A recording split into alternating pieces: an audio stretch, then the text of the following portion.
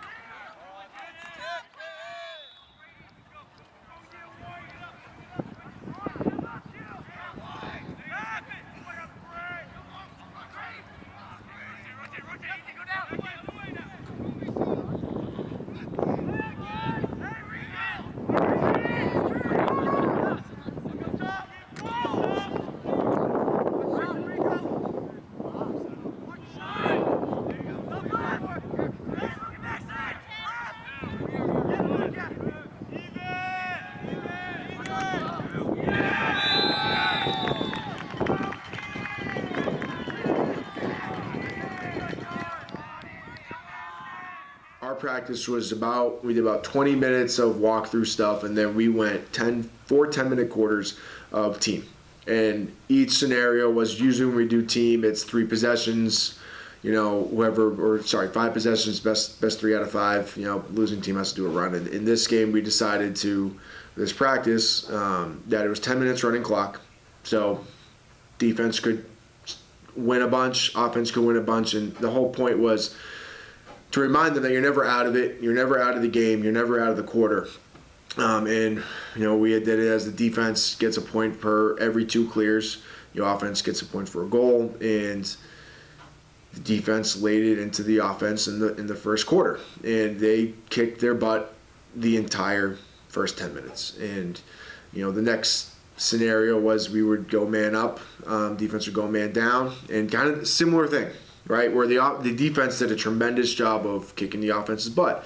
And we talked about that going into the second half of practice, was we've got to change that mindset. Once we had that talk and we talked about what we need to do right and what we were doing wrong, and he told us that if we want to win more games, our offense needs to put more balls in the back of the net, basically. And we took that to heart, because the defense was on us. They were beating the crap out of us basically during the first 2 quarters. So he told us to go back and try and beat them, and I think we did that, and we practiced really, really hard.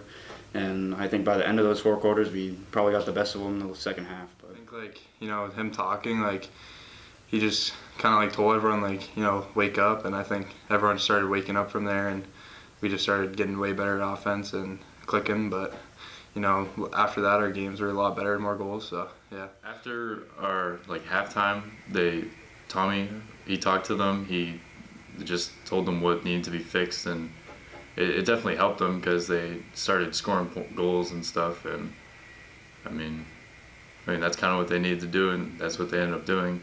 And then that was in the third quarter, and then in the fourth quarter, we started getting chippy with each other. There ended up being an argument on the field, so I think that definitely sparked some tension, and there was an argument, so they had to do something about it.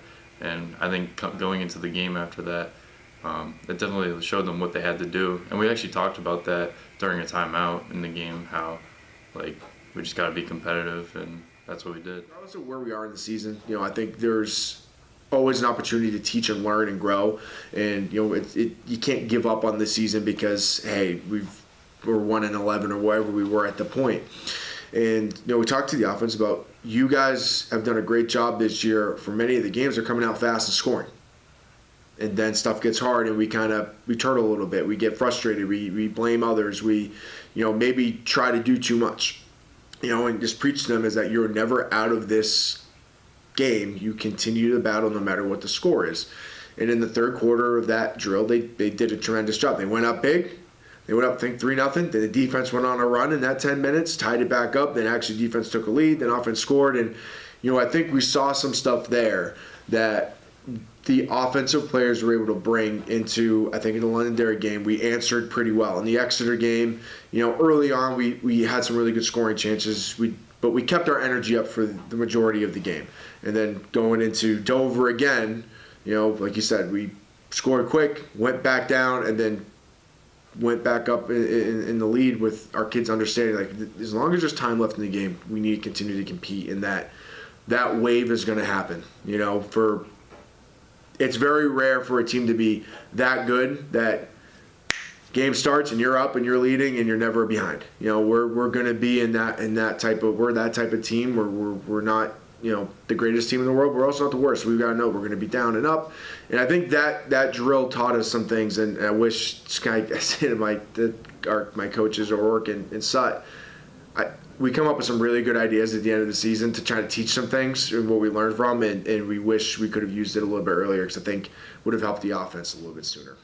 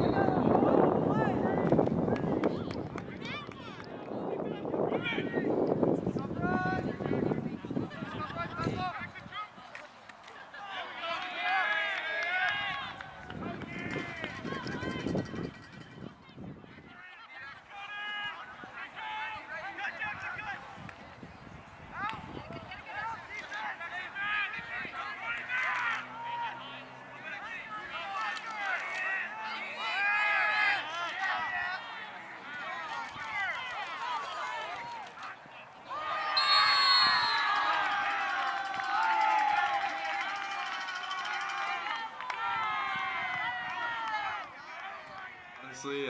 I felt pretty bad going into it.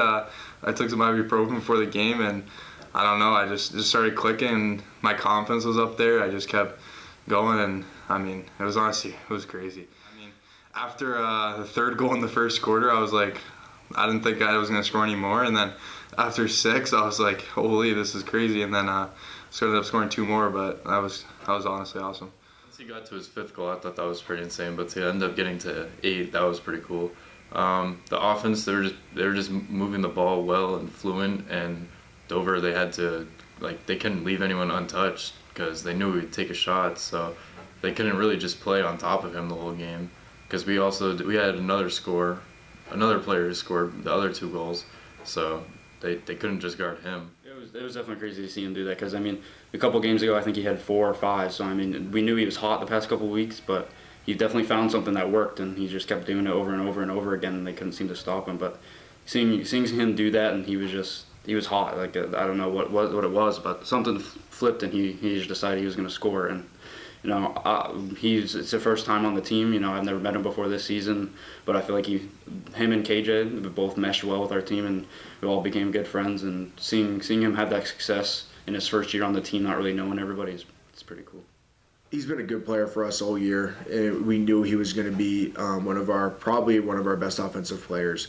And you know, kind of going back to the previous question about how I wish we did this sooner. It's every year we're trying to figure out where those puzzle pieces work and do the best that we can with the athletes that we have and the skills that we have. And you know, by some players not being able to make it to some games, you know, we were able to move Deck down to attack, and you know, he's kind of flourished in that position. You know, he's a very aggressive player.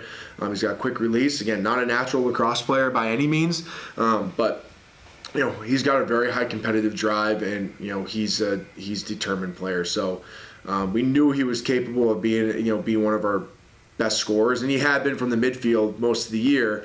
But getting them down on the attack allows him to get more touches and kept him on the field more. And you know, as you never want to get in the way of your players. And when a guy's hot, you know, I say to the guys all the time, when someone's hot, it's their day. You know, we're going to keep on riding with them until it doesn't work. And, you know, for our sake, it worked pretty well against Dover. And you know, I think the kids had some good energy. And even, as I said to a lot of the kids, Declan had a really great game.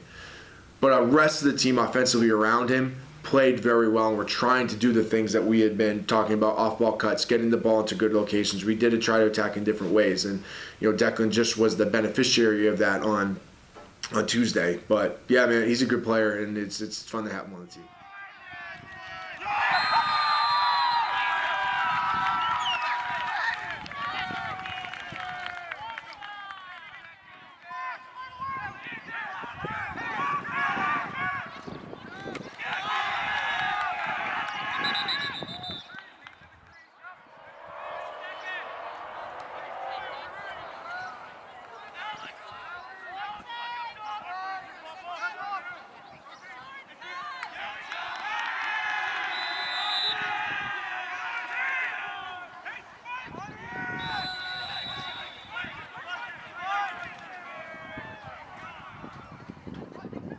I'd say it felt different from the start because, I mean, the only other game we won, we didn't score first. So there's actually been a lot of games where we've scored first and then we ended up just losing that. And then, I mean, I think it felt just about the same other than just leading at half. Like, that was really the only different thing from all the other games. When they went up 2-1, I feel like none of us really were worried. We felt like we still had control of the game, and you know, they got a couple off transition, but our defense was playing really, really strong that game. Our defense wasn't letting really anything get by them. So, you know, we had confidence in our defense to keep shutting them down, and we just had to get our offense going. And once we got on a roll, and just kept scoring. So, really, it was. I never really doubted it. Maybe some other kids did, but you know, when most of us don't doubt it and we think that we can come back, I think we will. So if we keep that mentality any game that we get down or we go up first and then become down, we just got to keep going and keep pushing, keep scoring. Yeah, it felt like we actually were a pretty good lacrosse team there, and we just kept that lead, and every time they scored, you know, we got one right back, and we just kept going. I think in past games we kind of gave up, but this game I felt like we just kept trying to score and trying to keep the game going.